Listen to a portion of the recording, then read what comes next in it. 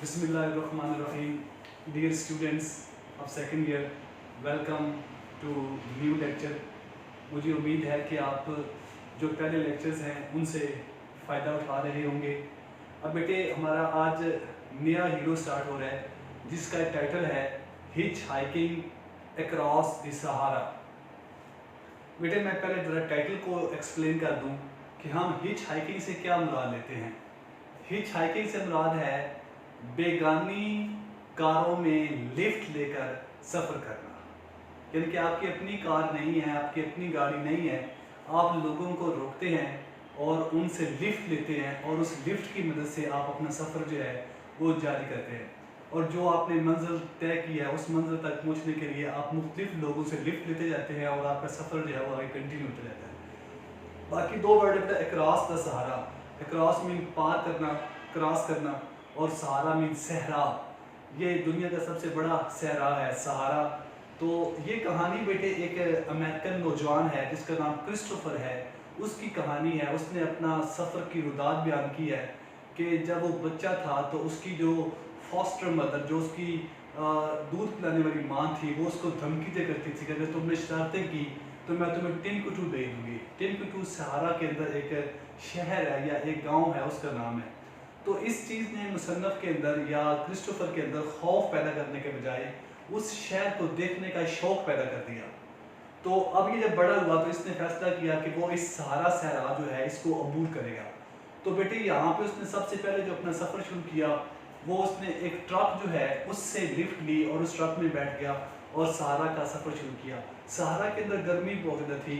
अभी उन्होंने 40 किलोमीटर का सफ़र तय किया होगा कि उसने महसूस किया कि एक सुराई नुमा पानी की बॉटल जो थी उनके पास वो इतनी गर्म हो गई थी कि आप उसकी मदद से चाय बना सकते थे। खैर ये जो ट्रक जिसमें क्रिस्टोफर सवार था, ये ट्रक जो है ये बहुत स्लो रफ्तार ट्रक था। तो मुसन्नफ़ ने देखा कि एक और ट्रक जो बहुत रफ्तार से आया है और उसने उनको क्रॉस करना चाहा है, तो मुसन्नफ़ ने उस ट्रक को रोका और उस ट्रक के ड्राइवर से रिक्वेस्ट की कि मुझे आगे ले जाए क्योंकि ये जो जिस ट्रक में मैं सवार हूँ ये बहुत स्लो रफ्तार है। तो वो जो दूसरा ट्रक आके रुका जो ज़रा तेज़ रफ्तार था वो आर्मी का, मिलिट्री का एक ट्रक था। तो मिलिट्री जो है उसके ट्रक ड्राइवर ने ये कहा कि भाई ये तो आर्मी का ट्रक है तो तुम इसमें कोई सिविलियन सफ़र नहीं कर सकता। तो क्रिस्टोफर ने फिर उसको एक परमिट दिखाया। वो परमिट दरअसल कैंसिल हो चुका था। वो परमिट क्या था कि उसने फ्रांसीसी आर्मी को ज्वाइन करना था एक आर्टिकल लिखने के लिए, तो जो उसको वजारत दाखिला की तरफ से जारी किया गया था, लेकिन बाद में उसको कैंसिल कर दिया गया था। तो जो कैप्टन था जो उस ट्रक में सवार था उसने कैंसिल की स्टैम्प दूसरी साइड से नहीं देखी और वो परमिट देकर इसको गाड़ी में सफ़र करने की इजाज़त दे दी। तो जब वो उस ट्रक में सवार हुआ तो उस ट्रक ने उसको कहाँ ड्रॉप किया, वो उसको उसने हरदिया एक शहर है वहाँ ड्रॉप कर दिया। अब हरदिया सिटी नुमा था, फुल फ्लैट शहर नहीं था, लेकिन मुसन्नफ़ कहता है कि जब मैं वहाँ उतरा तो मैंने देखा कि वहाँ पर जो फ्लाइज थी, मक्खियाँ थी, वो बहुत ज़्यादा थी। तो मक्खियाँ इतनी ज़्यादा थी कि वो खाने के ऊपर ढकी होती थी और बच्चों के मुंह जो है उसने मक्खियों ने ढाँक रखे होते थे और खाने का लुकमा जो है वो मक्खियाँ मुंह में जाने तक उसको फॉलो करती थी। तो खैर मुसन्नफ़ यहाँ से फिर आगे बढ़ा और वो साथ ही एक सिटी जिसका नाम एल गोलिया था वहाँ पहुँचा। एल गोलिया जो है वो काफ़ी अच्छा शहर था। तो बेटे ये खुलासा है जो आज हम लेक्चर करने वाले हैं उसका। लेकिन आगे जाके वो खैर वहाँ से सफ़र करता हुआ सहरा के सेंटर में पहुँच गया। फिर उसको मुख्तलिफ मुश्किलात का सामना रहा। वो एक ऐसी वैली में पहुँचा जिसको डेथ वैली कहते थे। वहाँ पर पानी नहीं था, कुएँ खुश्क थे, ठीक है, गर्मी बहुत ज़्यादा थी। तो जो मुश्किलें थी पानी की वो फट चुकी थी।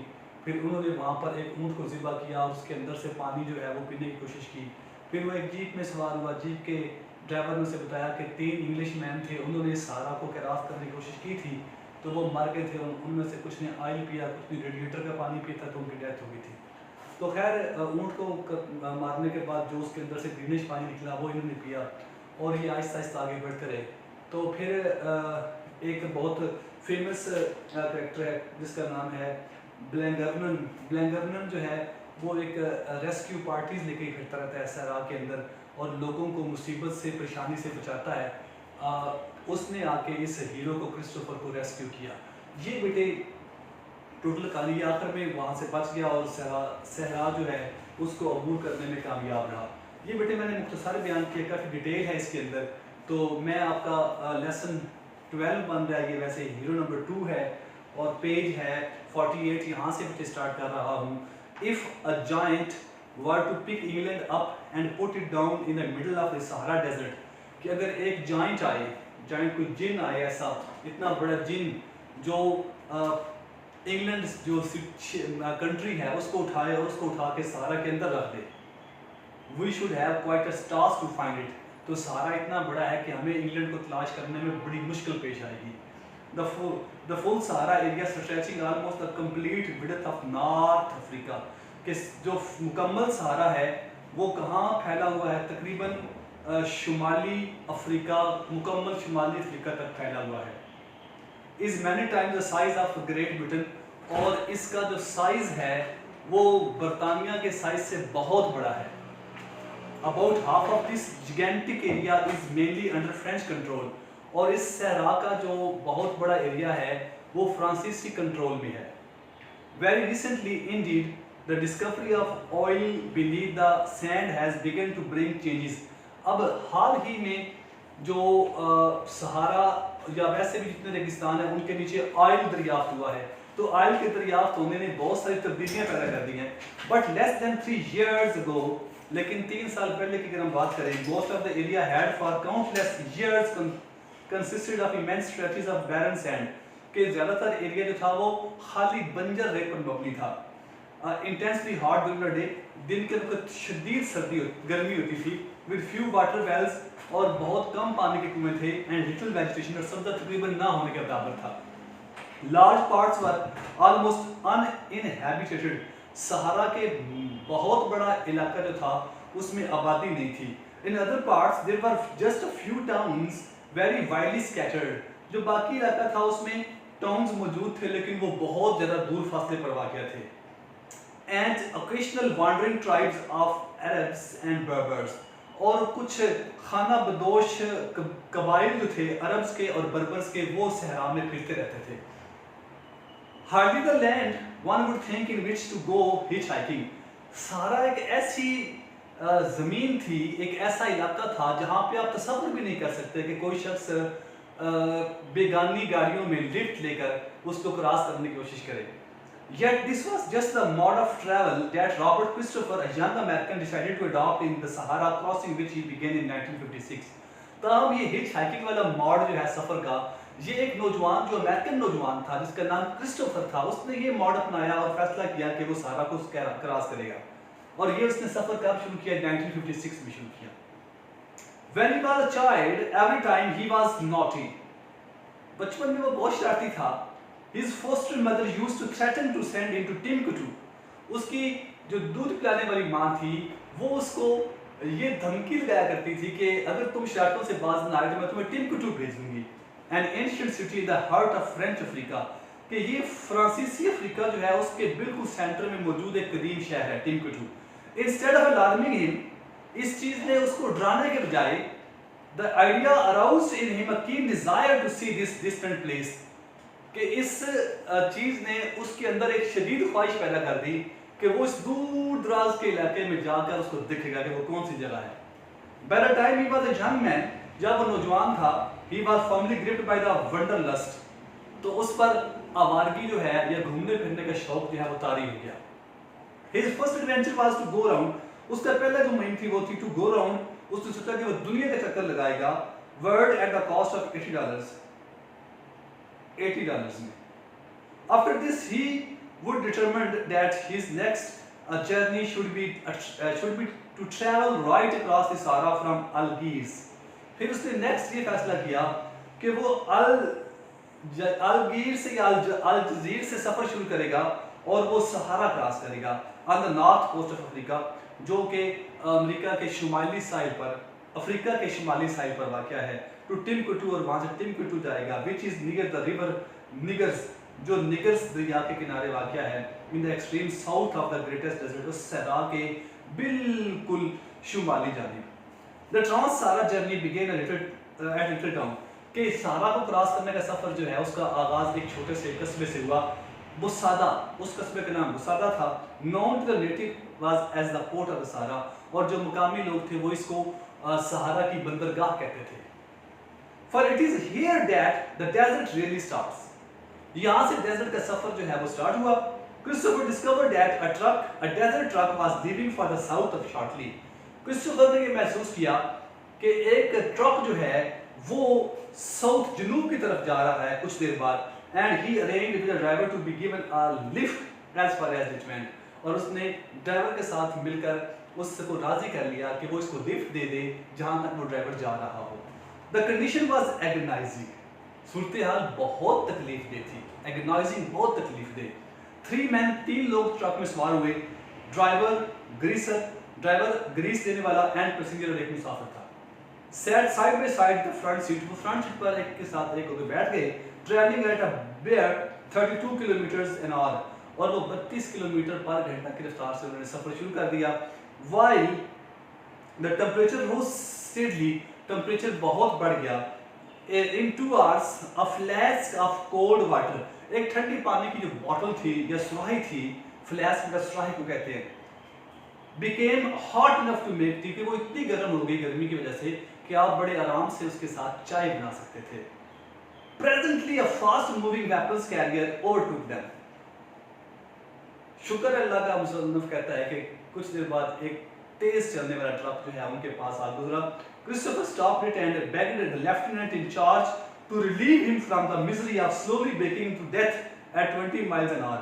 तो क्रिस्टोफर ने उस ट्रक ड्राइवर से रिक्वेस्ट की कि वो उसको लिफ्ट दे दे और एक ऐसे ट्रक से उसकी जान छुड़ा दे जो बमुश्किल 20 किलोमीटर पर घंटा की रफ्तार से सफर कर रहा है और तकरीबन मार देने वाला सफर है उसका। The lieutenant pointed out that strict military regulations forbade the carrying of civilians.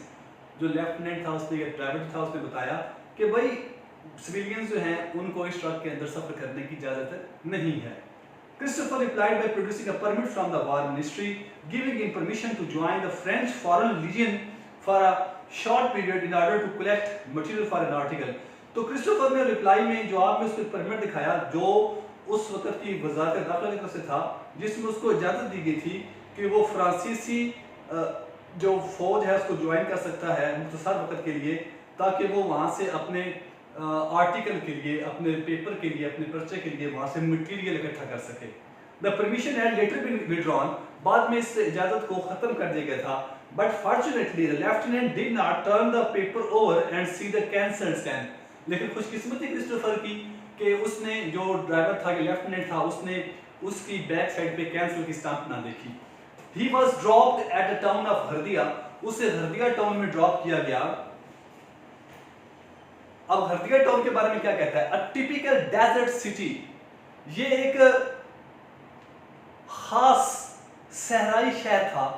Except that the flies are even more numerous and stickier than they are anywhere else, कि वहाँ पर मक्खियाँ बहुत ज़्यादा थीं, और मुसन्नफ कहता है कि ऐसी मक्खियाँ और चिपकने वाली मक्खियाँ शायद किसी और शहर में दस्तयाब ना हों। Anything that has the remotest relationship with food, ऐसी चीज जिसका कोई थोड़ा सा भी तल्लक होता खुराक के साथ, Christopher states, is constantly and completely covered with flies, तो वो मुसलसल मक्खियों से ढकी होती। They have no hesitation in following the food right into your mouth, मक्खियाँ बिल्कुल ना हिचकिचाती कि वो खुराक का ताक़ुब करते हुए आपके मुंह तक आती। And I had to be vigilant, मुसन्नफ कहता है कि मुझे बहुत चौकस होना पड़ा, बड़ा चौकन्ना होना पड़ा, until each mouthful, जबकि मुझे हर एक लुकमा पहुंचाना पड़ा, was safely behind my teeth, अपने मुंह में। I saw many children on the streets, मुसन्नफ कहता है मैंने बहुत से बच्चे देखे गलियों में, but I got only a vague idea of what they looked like, तो मुझे समझ नहीं आ रही थी कि वो बच्चे कैसे नजर आते थे। For they all wore a mask of flies, उन सब ने मास्क पहना होता था मक्खियों का, यानी कि मक्खियां बच्चों के मुंह को इस तरह से झांक के रखती थी कि वो एक मास्क लगता था। He was able to continue his hitchhiking to the south, कि उसने जनूब की तरफ अपना सफर जारी रखा in the leisurely manner, बड़े मजे से। That was so typical of the desert. On the day of his arrival, he discovered that, उसकी आमद के दिन उसने दरियाफ्त किया कि there was a truck due to leave at once for Algolia, कि एक ट्रक है जो एल्गोलिया की तरफ जा रहा है। This truck was a new and powerful one, कि ये ट्रक बड़ा ताकतवर था, and carried all kinds of goods, pins and needles. और उस ट्रक के अंदर क्या था, मुख्तलिफ किस्म की अशिया थी जिसमें पिन्स, सुइयाँ, स्विंग मशीन, सिलाई की मशीन थी, पार्ट्स एंड पैन्स, बर्तन थे, मशीन पार्ट्स और मशीन केसें थे। इट वेट 10 टन्स, बड़ा हैवी ट्रक था, इसका वजन 10 टन था। For about 10 miles outside the town, the road continued. तकरीबन कस्बे से आगे 10 मील तक सड़क चलती रही। Then it stopped. फिर सड़क खत्म हो गई। The route lay across apparently trackless desert. तो अब उनके सामने एक बगैर रास्ते के सहरा था।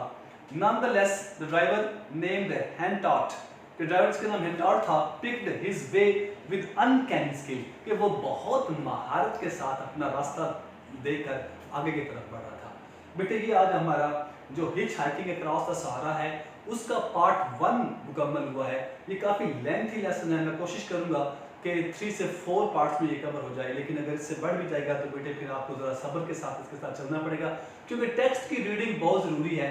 टेक्स्ट की रीडिंग इसलिए ज़रूरी है कि बाज़ वक़्त आपके पास पेपर में एक्सरसाइज के बजाय अनसीन क्वेश्चंस जो हैं वो टेक्स्ट के अंदर से उठा के दे देता है, तो आपको टेक्स्ट पढ़ी होगी तो आप उसके जवाब खुद से बड़े आराम से बना लेंगे, लेकिन अगर टेक्स्ट नहीं पढ़ी हुई तो it would be very difficult for you to answer the unseen questions.